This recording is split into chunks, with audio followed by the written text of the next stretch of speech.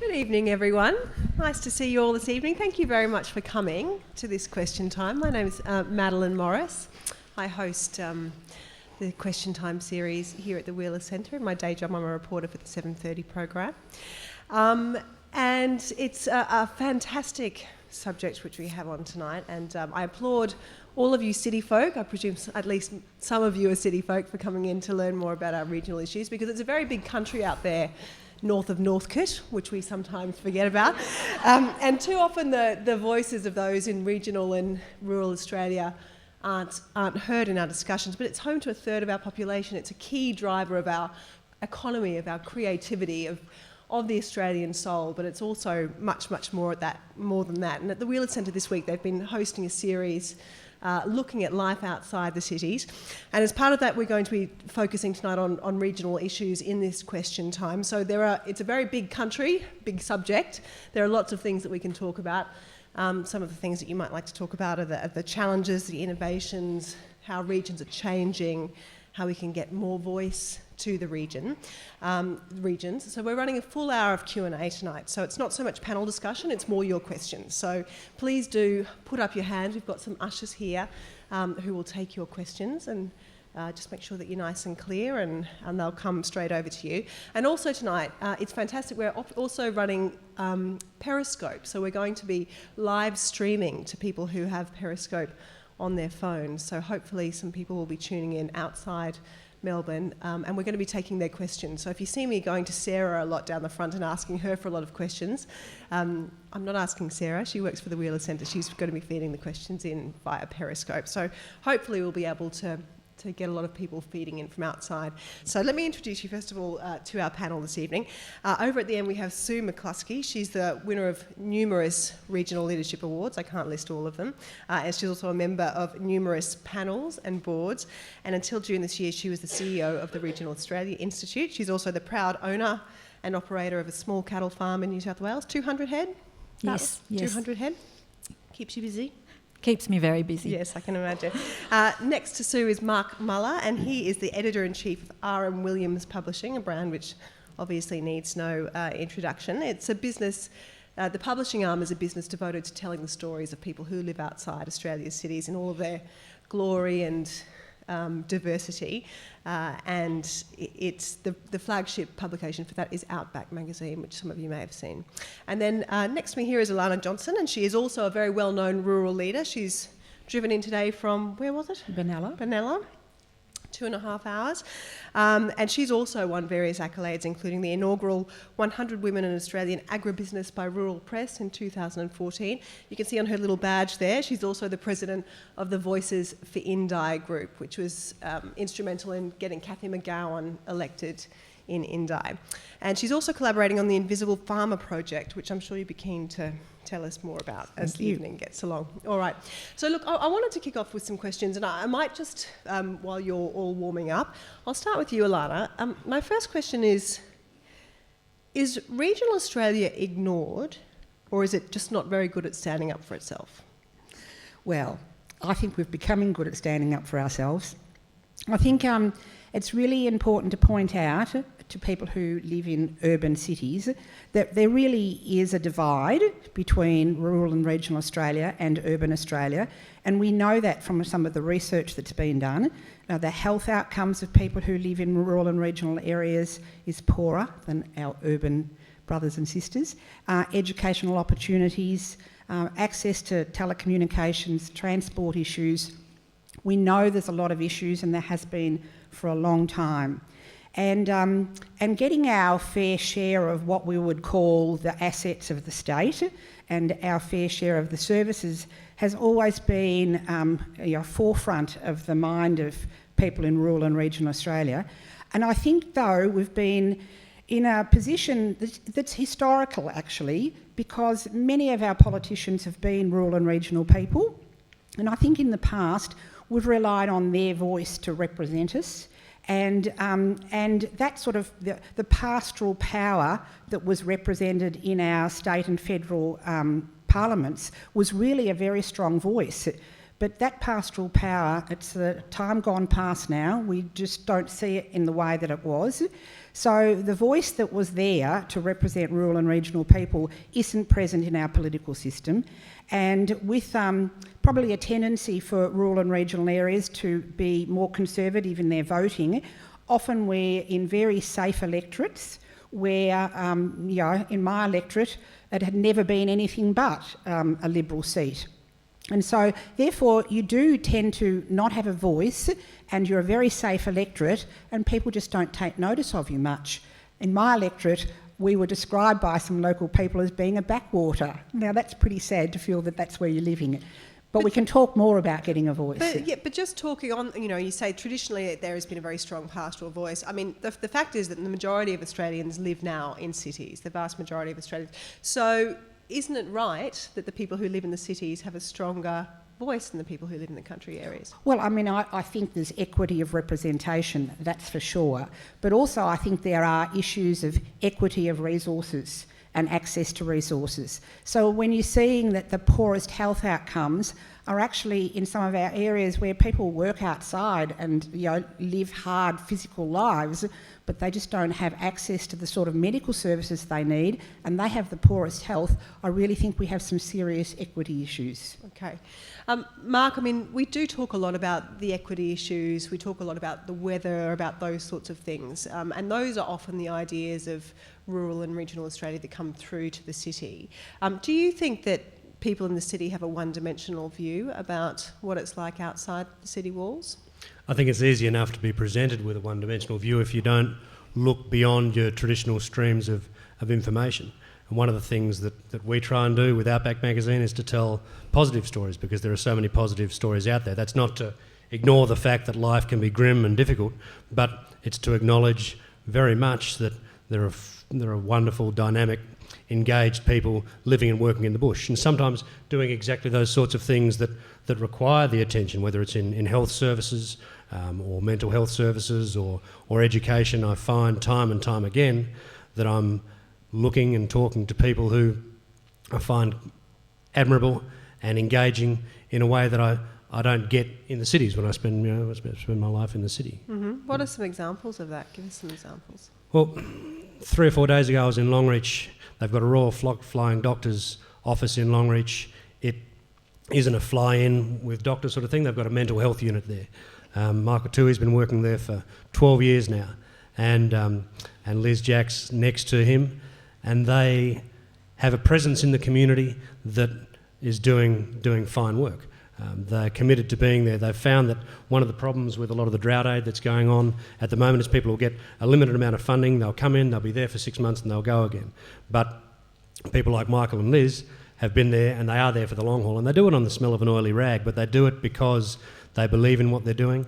They do it because they know that the services that they're providing are vital. It takes a long time to get particularly, let's say, a 50-year-old man who's lived an independent life in the bush to start talking about mental health or emotional issues, let alone, the feel I've broken my arm, I need to go and see a doctor, but I've broken my heart because I've been in drought. Well, that's a lot harder thing to start to talk about. And so when I see people committed and doing that sort of work, then I find an exact example of that sort of admirable endeavour. And when we were talking out the back as well, you're talking not only about, those are very admirable endeavours which are very much needed in the bush, but there's also great innovations, perhaps some surprising businesses that are coming out of people in the bush. Tell us the story about the lady in Broome. Well, there's a woman in Broome called Flick Brown. Flick's from central west New South Wales originally. She moved up to Newcastle Waters, a massive cattle station in the top of the territory, to be a camp cook. She then moved over into the Kimberley and fell in love with this remarkable country. She works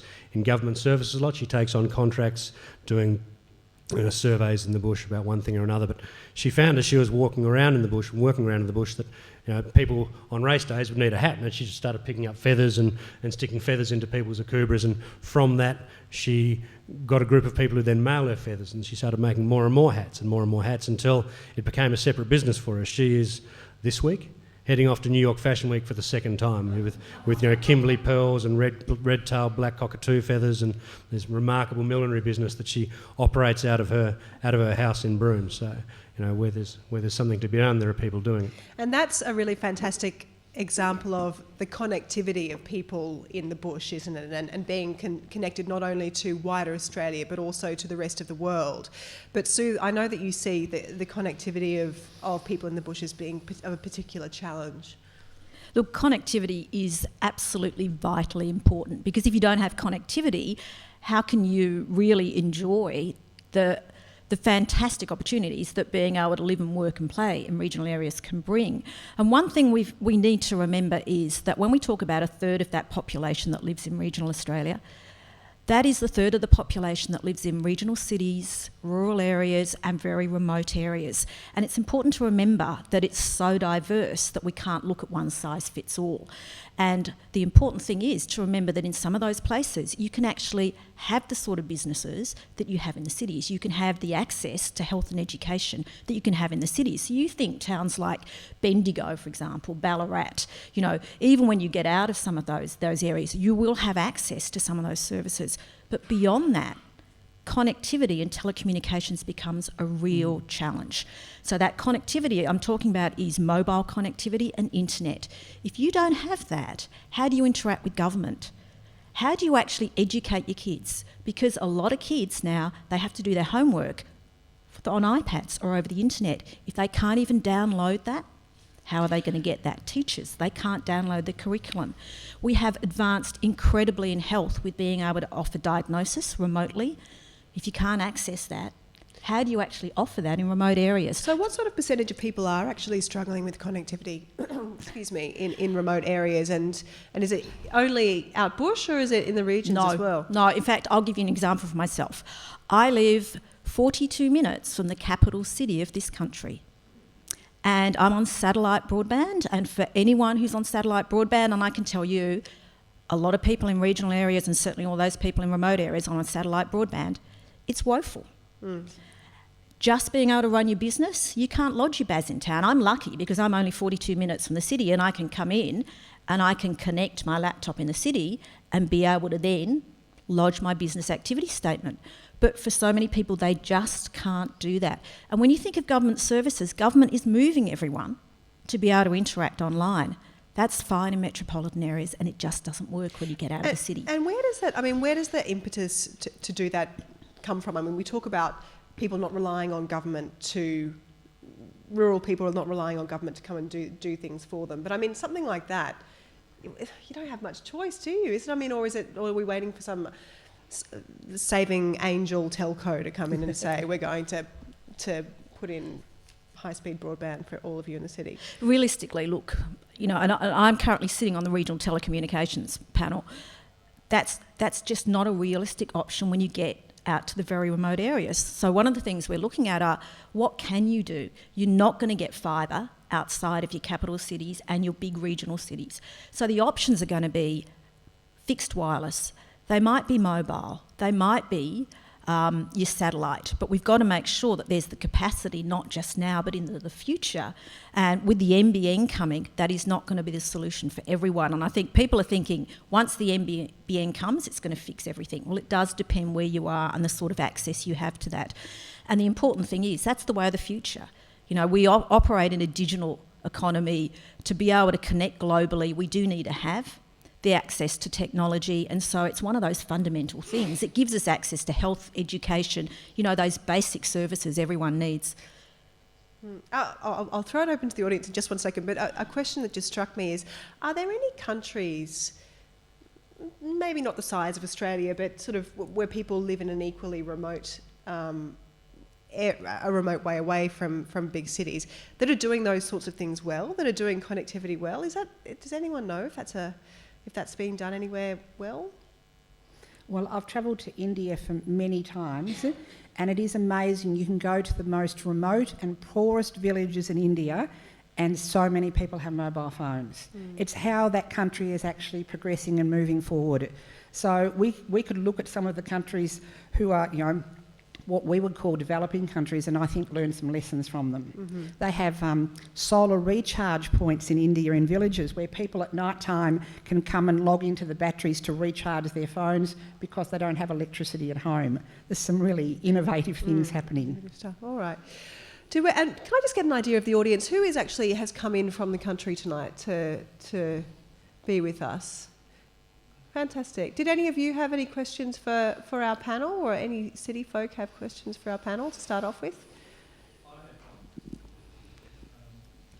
We'll just get the microphone just for recording purposes. It makes it easier. From my observations, the vast majority don't want to live in country areas. Sorry, don't want to live in? No.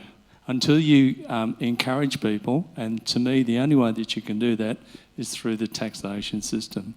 Remote allowances, and on a corporate level, allowances on the taxation side for businesses to set up. Otherwise, I can't really see things changing. And sorry, you said that you live in a I live in Merimbula. I live interstate. Right. I actually lived in Canberra for 20 years, so I know how bureaucracies work, and they work very slowly. And I think you have to attack it through the taxation system. You have to encourage people to want to move into rural areas. They're dying. You go into any rural city, shop fronts vacant all over the place. When kids finish school, the first thing they think is, which city will I go to? There are no opportunities apart from Woolies and Coles. That's about it. There's no career path. Okay, well, let's deal with that then. I mean, first of all, would you guys agree that that's the case? Would you agree with that characterisation of regional rules? I'm happy to respond, and I should admit that I'm a tax accountant as well. So, I'll comment on a number of perspectives. One is, look, I think the perception we have that all of regional Australia is dying is just something we've really got to correct, because there are so many vibrant, exciting, innovative areas in regional Australia that are just growing. I mean, before I left the RAI, we were doing a project in Toowoomba. Toowoomba is diverse. It's going to go gangbusters. It's got a private airport that's been set up there, you know, and for a private company to invest in an airport, which is huge dollars, in a regional area is quite significant, and that's going to open up that region to be able to export, you know, straight from Toowoomba. Townsville. It's interesting because you've said Merimbula, and you know, for a lot of the work we do, Merimbula is actually in one of those places which is fantastic to go if you want to get away from it. It lacks connectivity, which is a great enabler. So even for people who want to stay socially connected, it can be challenging. And we do have that, but by and large, your areas down the coast do tend to be your most vibrant of your regional areas. So I do think we need to correct that perception. The concern I have is you've got to be really careful about the sort of incentives you offer to be able to get people to move. So in New South Wales, as you may be aware, they offered $7,000 to people to move from Sydney to regional areas. Now, basically, the only people who took that up were the people who were already thinking of moving anyway, and they thought, great, bonus. Was that cash? I wasn't aware of that system. Yeah. So, you know, and $7,000 is not enough. I mean, all it was going to do was help with moving expenses. I've also looked at the tax zone system, and you know, while I would agree that the tax zone system does need to be reviewed, once again we've got to think about what are the sort of incentives we need to offer people to move. In fact, in Victoria they've done that quite well by actually locating government departments, and you've got companies that are located outside of Melbourne, and that has worked well because it does bring jobs. And if you get jobs, if you get people moving there with their families, you then get other good services that come with it. But you've got to be really careful about some of those incentives, and you know, when we look at what's happening in Northern Australia and the idea that there could be tax incentives to help get companies to locate up in the north, you've got to avoid the perverse outcomes that can come if you actually just get a head office that locates there to take advantage of the tax incentive, and they don't bring any jobs with them because effectively their business is continuing to be carried on in Sydney and Melbourne. So I think what we want to do is be able to say, how do we take proactive action so that we can demonstrate how vibrant and exciting it is to be able to live in regional areas, what it can bring, how it allows you to start up a business, how housing is affordable, how you have a greater work-life balance, how you get that greater livability. But the reality is not every place is going to be like that. And I think that when we look at some of those other more remote areas, I think it's a completely different conversation, and it's more about what is the level of support we need to enable people in those areas to have, because it doesn't matter what you do, you're probably not going to be able to get people to just, choose to move to some of those places. I mean, it comes down to jobs fundamentally, doesn't it? Is that what you see as being the key issue? Look, it certainly is jobs, but once again, we've got to be careful that we don't just focus on jobs. And I'll give you an example in the Pilbara. The Pilbara had jobs because of the mining boom.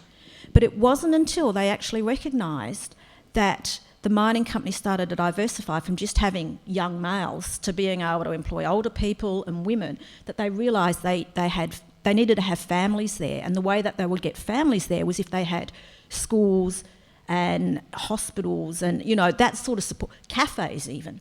And it was once they invested, and particularly in Karratha, through the royalties for the Regions program over there, that you started to get more of a community that was more likely to stay. But, you need actually 3 generations in a region before people will actually stay. If you have any less than that, you're going to get much more of a population that's less likely to stay. So.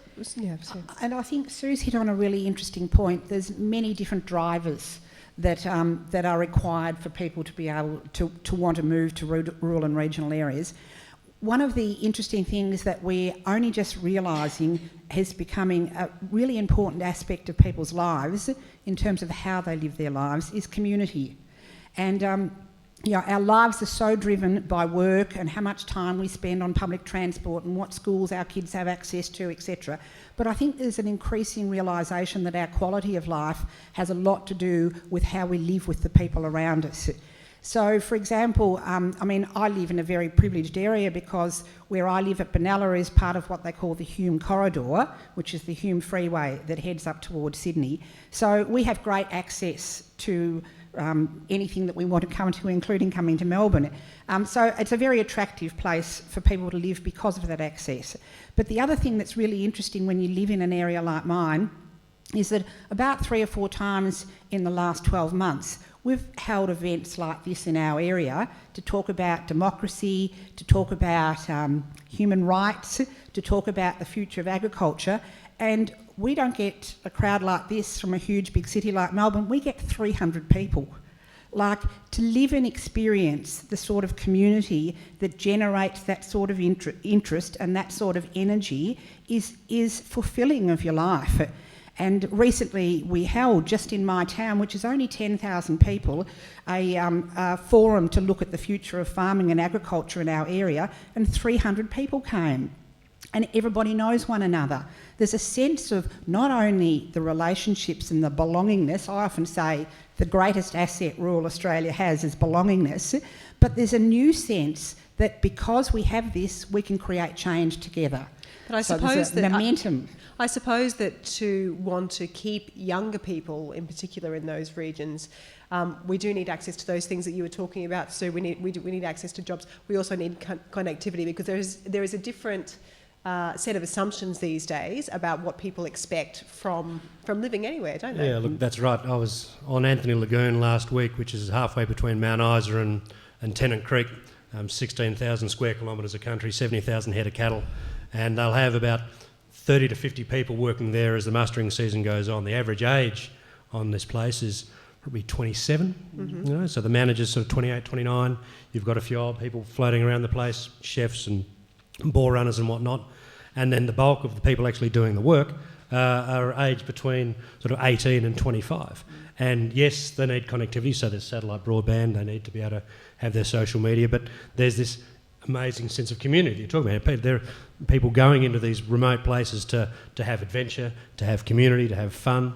They're half male, half female. You've got just as many young women working in stock camps now, by and large, and particularly within corporate agriculture, there's a career progression to be had. So people will spend 2 years on a place and then move to another place and then move back again. If somebody's in the industry for 5 years, the chances are they're going to stay in it for forever. And by and large, also, these are people who have tertiary education or who are working on stations as a part of a career cycle that they're in, which will then see them coming down to a place like Marcus Oldham College, just south of here in Geelong, to then head back out and work in in protein production, which is one of the great opportunities that Australia has.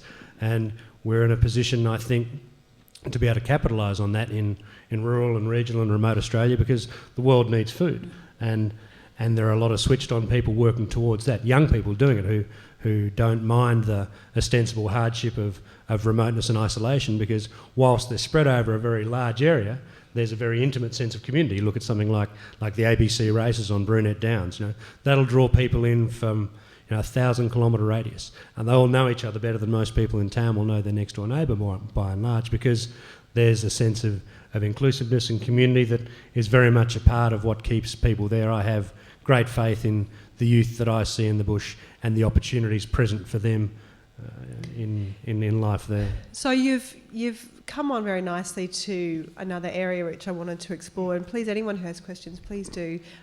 There's a lady there. Do you mind if I ask my question first of all, and then I promise we'll come straight to you. Okay, but just they're talking about how the world needs food, the world needs protein. How much do you see the future of Australia beyond the cities as relying on the rest of the world and what the rest of the world needs? It's a part of what we rely on, I think. I think there's a great opportunity to rely on each other, and we were making the point before in the green room that, of course, the bush isn't just about agriculture, but there's an ancillary community that is very much a part of life in the bush that can rely on itself. We're a global player in food. I think we're a global player in education. We're a global player in being able to help other places in the world do what we can do very well. And that's grow food, that's operate health in rural regions, that's have, albeit lacking in parts, but telecommunications infrastructure that can roll out. I very much see rural and regional Australia as a global leader in getting on in remote areas. And I think it's really worth correcting something about agriculture that is sort of misrepresented usually, and that is Australia currently, in terms of food production, we feed 60 million people.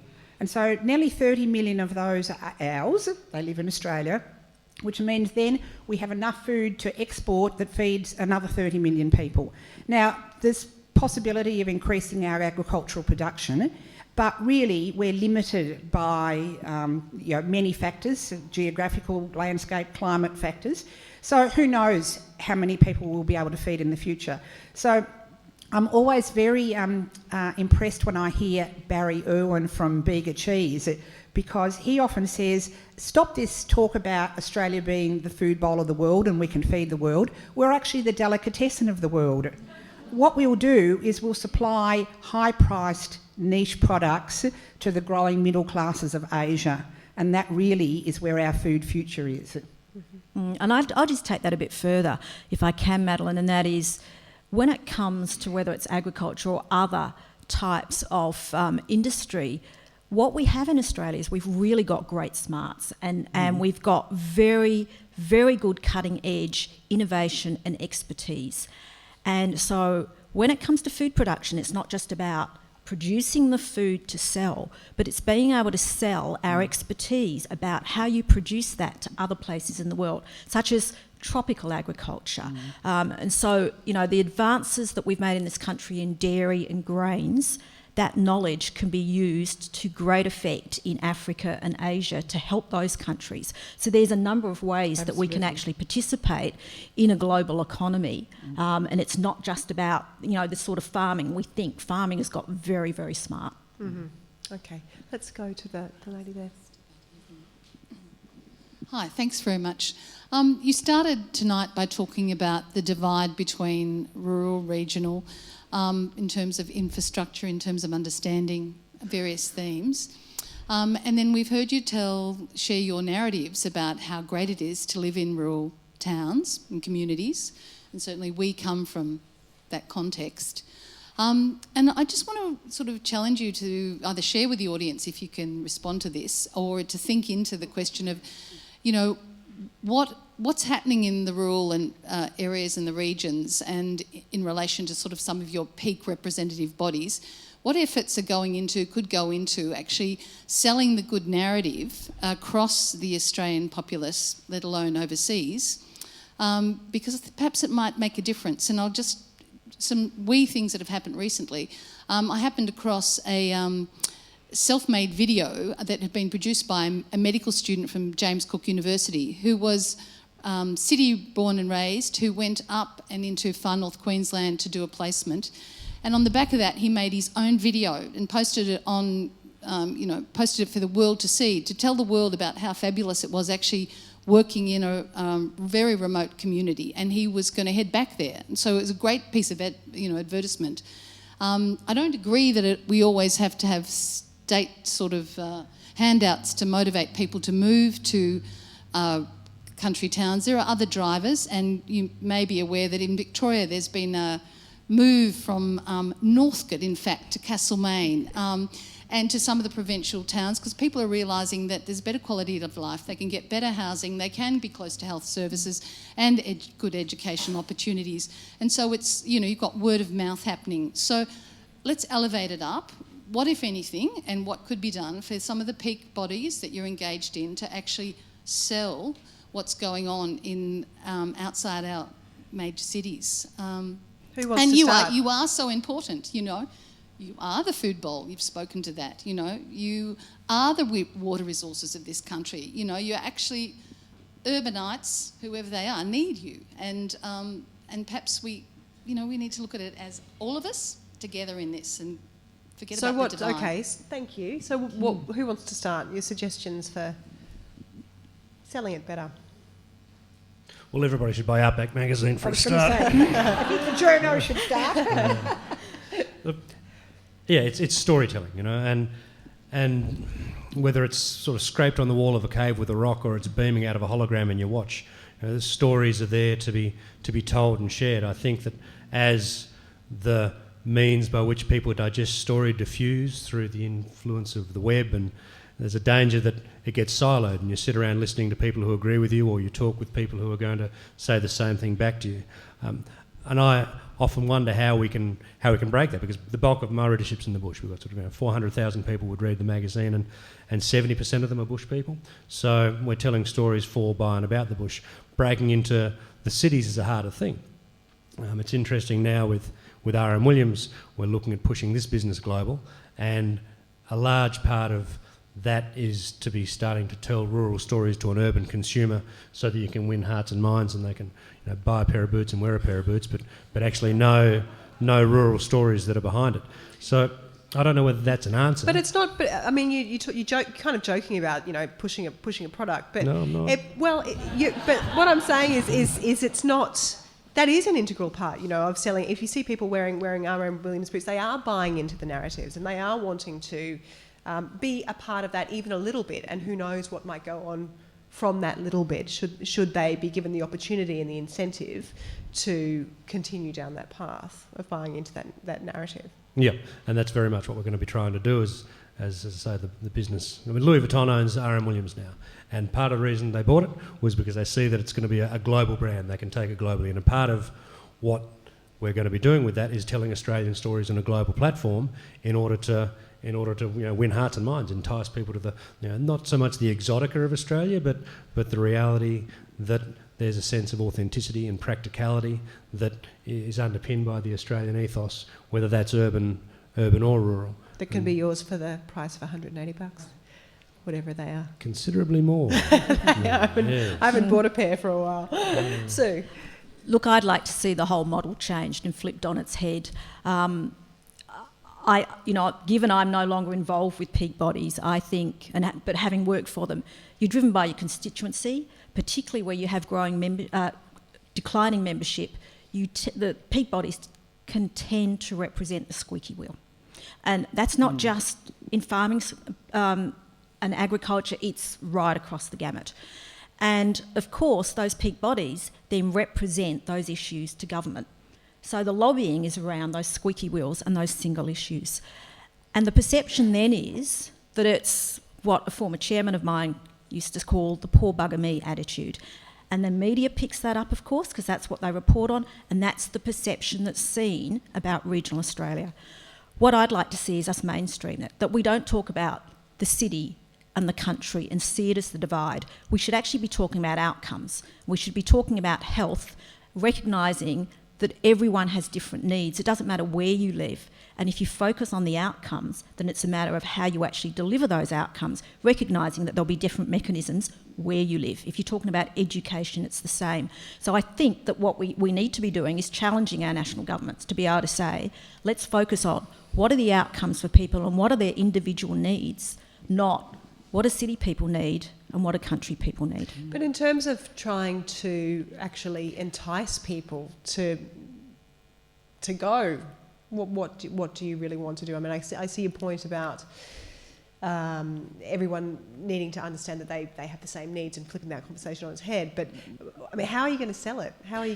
Well, I think that comes back to saying it's not about enticing people to go. If you actually have a model that says what are people's needs, and you have a town that has 20,000 people and their needs are around health or education, and you're then actually meeting those needs, then you've got people saying, well, I know my needs can be met if I live in Ballarat. I don't have to live in Melbourne to actually get those needs. I don't think people recognise that at the moment.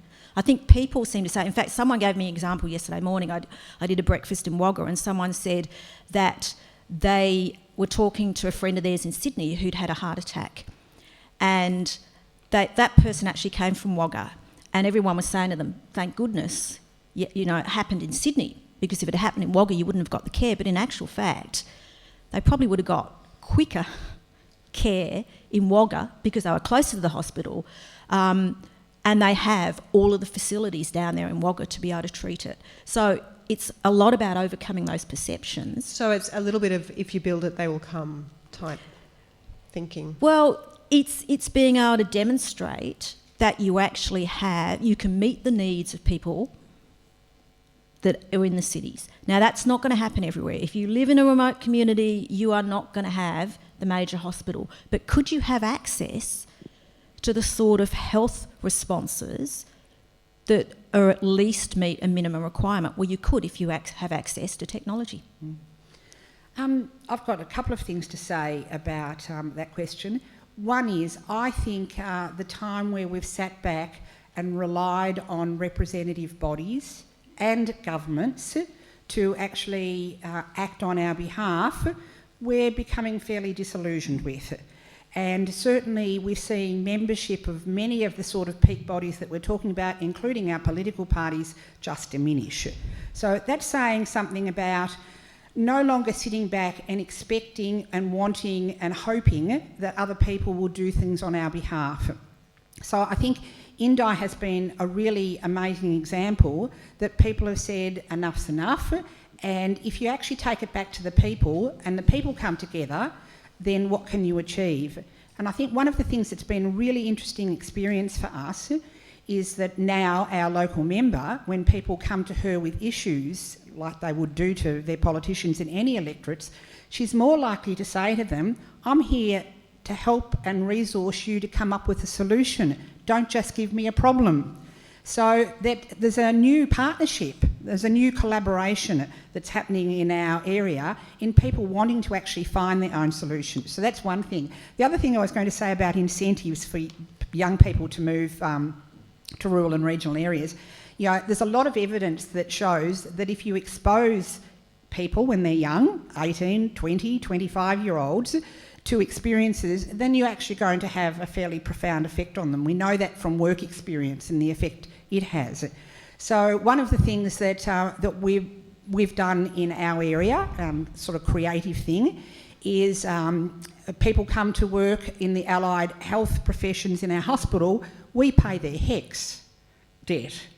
Now, that is a huge incentive. Is that only in Indi that you do that? Or? That's at my hospital in Benalla. So there's different people doing different things wherever is happening. Right. But if we can create a pathway for young people to come and have 1, 2 or 3 years experience because we've set up a great incentive, then we've got a pretty good chance that they're staying. They fall in love with someone, or they love to ski, or something happens that they all of a sudden think, oh, I like it here.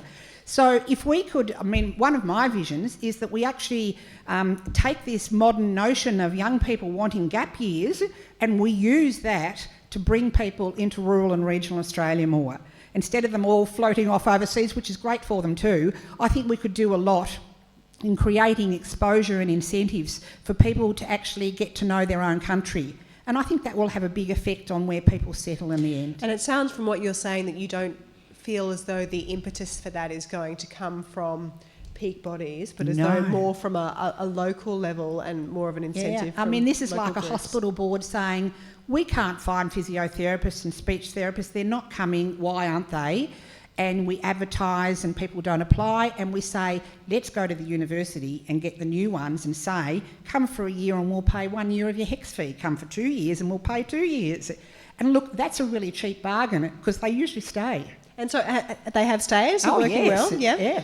So you're saying these are people who may not have ever been in the country before? Yeah. So I think if we can be clever and create the exposure and the welcome and come and have an experience, then I think we're on the right track. So if they come, they will build it. That's exactly right. Very good. Yes, please, down the front.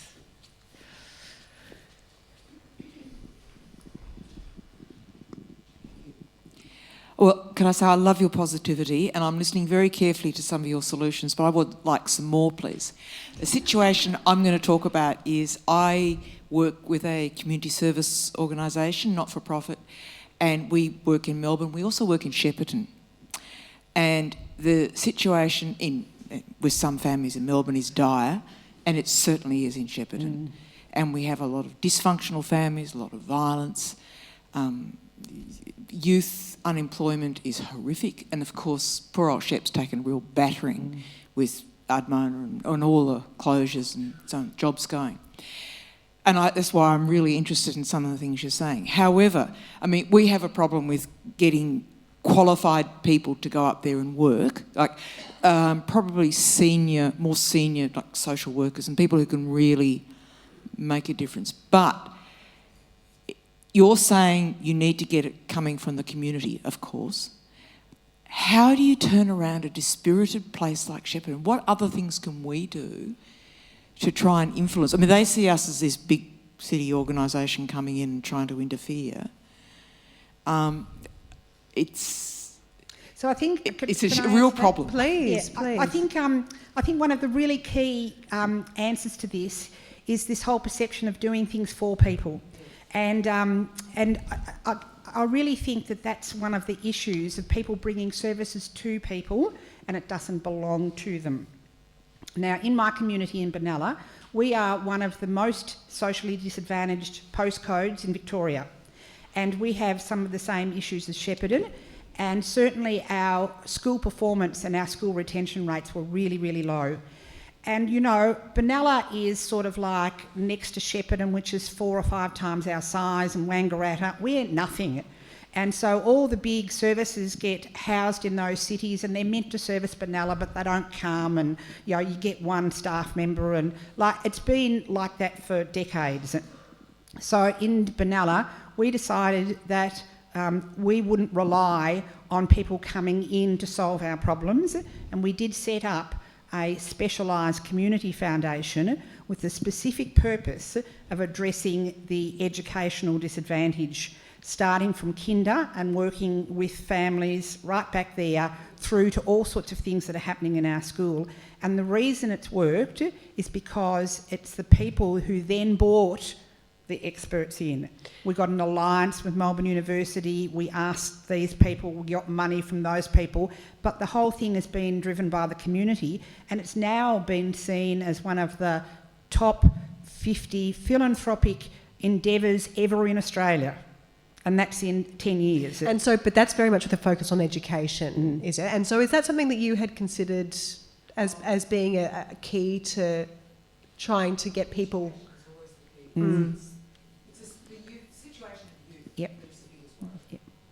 And do you see... might get some microphone back to this lady. So I was just saying there's a situation of the youth that is the biggest worry. Dropping out of school, incredibly early pregnancies, just the whole... all of that. Yeah. And I mean, does that boil down to more than education? I don't know, because... You've got to keep people busy, you've got to give them a job. You've got to keep people busy, haven't you? You've got to, yeah. But the research shows and give them that some hope and some... The link between education, all those indicators of social disadvantage is really high. it really is the point that you need to intervene is in education, and it makes a difference to all the other things then. Mm-hmm.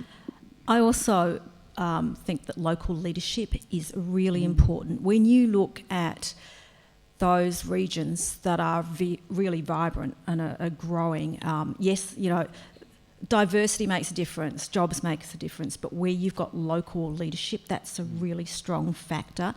And that leadership might come from some young people that are actually able to be motivators for others, so that people are actually seeing from their peers. But it does mean that those are the people that will stand up and say, this is what I'm doing, and if I can do it, you can do it too. And that also means that we do need to look at leaders not just being the mayor or the person on local council. Leadership can come across a whole range, and we need to remember that our communities are diverse. Our leaders need to be diverse, and and that's age, that's gender, that's experience, that's culture, and being able to have those people that people there will be challenges, particularly with youth unemployment, and particularly when you get issues such as ice and other sorts of drugs. But certainly having mentors within the community, so it's not someone from outside coming in and saying, I think this is what you do. It's someone within the community saying, let's work together, can make a difference. But is there also a factor, and you may well disagree with me, I'm sure you will, of just going, actually for a community like Shep that's been really hammered in the jobs market, some towns are going to die. Some towns are going to get smaller, and we just need to accept that. Can we accept that? I agree with that. I do. I mean, Yep. You can't save everybody, Yep. and not everybody's going to be able to contribute.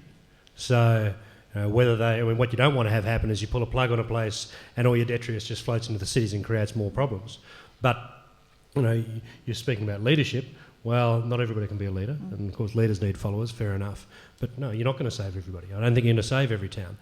It's a part of the evolution of our community, broader Australian community. We've always been a densely urbanised country, but you can have places of excellence, you can have places of relaxation. If you look at the tourism sector, for example, one of the great opportunities for alternative revenue streams in the bush, but not everybody's going to want to go showing tourists around their place. And so are they going to stick around, or are they not? Well, some people aren't and some people are. I think that the vacuum thus created will be filled, and it's I don't think it's all going to fall apart, but it certainly morphs, it changes. Can you accept that, Alana, that some cities, some little towns Well, are just going to die? certainly, if you look at the work that's been done in Victoria, that northwestern Victoria, that's happening. Those small towns up in the Wimmera, where once 5 or 6 people might have worked on a farm, one person's left working on a farm, or they've contracted tractor drivers to come in and do their work. So you're just losing the workforce that you used to need to keep those areas running. So I agree that in some of those small areas that's happening. But you look at a town like Shepparton, and I think they've got something like 300 new people moving to Shepparton every week. So it's not dying. Wow, okay. That's What's happening unexpected. in Shepparton is some incredible success stories, like fantastic businesses, a really good example of Australian integration of people from multicultural backgrounds. They always have in Shepparton. But there's a huge divide between the haves and the have-nots, and I think that Sue's right. If I was looking at Shepparton, I'd say it's lacked the leadership to try and integrate and make a place for all the people who live in Shepparton to be part of Shepparton and to feel like that they're going to have their needs met there. So, yeah, there's some big community leadership issues in that town. Mm-hmm. Yes, sir. Just a point on that. Sorry. I'm from Bendigo, and some years ago I sat at a meeting here in Melbourne with all the advertising managers for all the regional daily newspapers in Victoria, and to a paper, every one of them was bemoaning the fact that their regional centres were dead.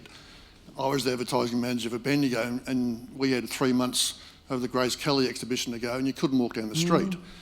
And my point is that that was about the Bendigo City Council at the time attracted leadership and supported leadership and got government funding to support that leadership and generate it. And you can see the effect on the town, the cultures of little cafes, and then they're spreading out to Castlemaine and to Bridgewater and to Echuca and Elmore and Heathcote, the circle around that. So the support for leadership, the initiative to get good leadership into regional centres and then support it to build it and then have that effect filter out into the regions around it. And how sustainable is that, though? I mean, with things like, Bendigo clearly has this great arts innovation, which seems to be working well for it, but is it on and off, or is it all the time? Or? Again, and the fear is, until the next leadership change, how do you continue that support? But, I think a great quote, in one meeting with Rob Hunt, who was building the Bendigo Bank back in those days, Rob's quote was that, the bank should be a contributor to a community, not a taker from a community. And, you see these days, the big four banks, the actual just, the constant taking, the Coles and Safeway competitive advertising and marketing campaigns, it's all take. So you've got to get that leadership, but you've got to have it also, filter down through your multinationals, through those, and have that story about how that leadership and how that generation of community needs to be from the ground up. We could talk about the influence of the big banks on regional and rural Australia for a very long time, couldn't we? But that's probably for another day. We've only got a couple of minutes left. Did anyone else have any other questions? Sadly, no one from Periscope has popped up. Maybe it's those connectivity issues that we've been talking about. Sorry. Yep. Yep. I'm from a town called Coonamble in regional New South Wales. Yeah. And why are you here tonight, can I ask? I live in Fitzroy. Okay. But my partner Christine and I are about to move to Orange in New South Wales. I've got a couple of brothers there.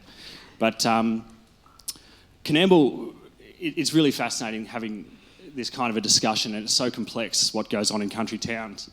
And I think there's this real sort of contradiction in the fact that everyone in country towns votes for the Liberal Party, when I actually think that something that would help regional communities is a lot more migrants, relocating refugees and asylum seekers. I know that Orange, where I'm about to move to, has a really large Somali population, and I think that's fantastic. But the story I was going to tell Mark was actually about Coonamble. About 15 years ago, we had an Afghan migrant family move to town, and they set up a kebab shop, and they just took off. There was no kebab shop in Coonamble. There's only about 2,500 people there. And he built this empire in the town. He's now got 3 cafes and his original kebab store, and he was elected the mayor last year. Was he a refugee, did you say? Absolutely, Yeah, he's a refugee. He wasn't resettled there. I don't know how he came to Coonamble. I don't even know how he heard of it. But those kind of stories, they really add such a sort of richness to country towns. And those stories, the R.M. Williams magazine, I haven't read it. Getting that kind of communication out there is, I think, so important and so difficult. And that's a story as well of the illustration of an injection from outside, which is not government, which is not services, but which is just pure industry, and that actually having an effect. Absolutely, effect. absolutely. And the hybrid vigour that engenders in community. You look at a place like the Riverland, as a young man, was working there planting vineyards, and the crew that I was working in, 7 different languages. You'd say good morning in 7 different languages. And you knew then, as you were sitting around at Smoko, sharing the food, having people with a real desire to be there and a real desire to work hard and get things done. I mean, it sounds hackneyed, but there's work to be done, and people willing to do it will thrive. And I think that's an example of what you've got in Coonamble. There's a Vietnamese restaurant outside of Alice Springs. Vietnamese refugees who came in and got a job just scraping in the dirt for a fellow who had this little garden plot outside of Alice Springs, and they worked and wanted to buy it. The goal was to set up this restaurant, and he eventually sold the land to them because he admired their work ethic so much. He thought, okay, you can have that. And now it's a great place to go and get a feed, and they've resettled, and they're held in high esteem within the community. And I think that's one of the things, going back to this point of community, the level of acceptance that's there. If you're a good person and you work hard, then there's acceptance. And it doesn't matter where you're from or what you've come from or where you're going to go. It's who and how you are. The lack of judgment beyond those signifiers of how good a person you are and how hard you work is part of what I think underpins much of the strength of rural community. And look, I think it's great. You're a young guy in Fitzroy, moving to regional Australia, moving to Orange. I think that's fantastic. Look, it's very exciting. Yeah. And a little add-on to your story, in my community in Benalla, some people really wanted to develop the soccer competition, and we didn't have enough people to play soccer and really get it moving in our community. So now we bus up every weekend a whole busload of boys from Somalia, from Melbourne, to play soccer in Benalla. And the whole community is benefiting. So innovative things like that, simple things like that, can really alter how your community perceives of itself. I think I might want to move to Benalla. You're doing a very good job of selling it, Alana. We have, unfortunately, we've run out of time because we do like to keep it quite to time. One of the things that I did want to talk about was China and the influence of that, and positive and negative and input and output on regional Australia. I mean, did anyone? It's almost like a. Could you sum up for us what you think, as we hear so much about China, what the influence you think it's going to have, and positive, negative, etc., Sue, on regional and rural Australia? Look, China's a significant player in the global market. If we're going to play in a global economy, we need to play with China the same as we need to play with other countries. What fascinates me is the way there's been a whole lot of scaremongering, and whether it's foreign investment, whether it's free trade agreements, but there just seems to be this perception about China's bad, but hey, it's okay if it's the UK, or if it's okay if it's the US. We've really got to be thinking, if we're a global player, what are the sort of benefits we come from operating in a global marketplace? And we've got to actually take out the who it's with and say what it is, and that's how we need to deal. When I did a story on the government lowering the threshold for the Foreign Investment Review Board from something like 250 million to 15 million, I looked into what are the biggest investors in Australia in agriculture, and it's Canadian super funds, and then it's American super funds, and sort of there's this perception that China is coming and trying to buy up all of our farming land, and that's a bad thing. But you're saying that that's not true, and B, you don't think that it's a bad thing. I mean, don't ever let the facts get in the way of a good story. Alana, final word from you, and then we'll wrap up. I still find it just incredible that we actually don't keep track of every bit of foreign investment that comes into our country, whether they buy houses in Melbourne or rural properties.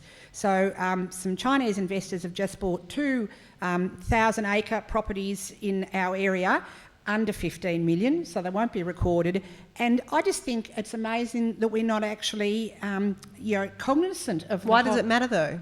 Because I think no matter who comes in to own our land, if they don't live in Australia, we should know who's owning it. I think foreign investment's critical in Australian agriculture, but I think we should have the information at our fingertips all the time, and we should have really strong regulations around who gets employed, what labour can come in, what jobs need to go to local people first. There's a whole lot of things like that I think are really important that we take care of, because we don't want people just being able to operate however they like, and without some controls and regulations. Okay, and Marco, just a really final quick thought from you on that, or something else, just to give you the final word. You can't fold it up, put it in your pocket and take it away. It's always going to be Australia. Okay, all right. Well, look, sorry, that was unfair of me to sort of lob a bomb in the last 5 minutes. We could talk about that for much longer. But thank you very much for coming this evening, and thanks to those of you who did travel from afar and also from North Fitzroy.